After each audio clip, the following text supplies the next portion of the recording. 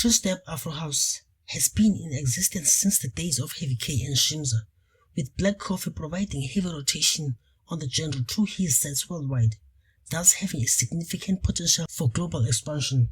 I'm not saying it can surpass Amapiano due to its lack of flexibility like Amapiano, which can be integrated to any genre. The genre has to be a subgenre of Amapiano. This strategy can help True Step maintain sustainability because South Africans exist on trends, hypes and FOMO.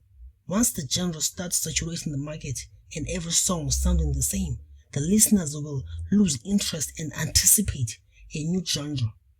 That is how the South African market behaves. My chat is, why are we failing to have a genre that is long-term, sustainable, and innovative? We create the best beats in the world. Amapiano presents to us a genre that is capable of competing against Afrobeats, K-pop, and hip-hop on a global scale. What we need is a genre that has over 200 musicians that can pull over 500 million streams per annum, produce tours and live performances, manage clothing brands, beauty and accessory products, without only depending on bookings, because music is a tool to reach an audience that can be monetized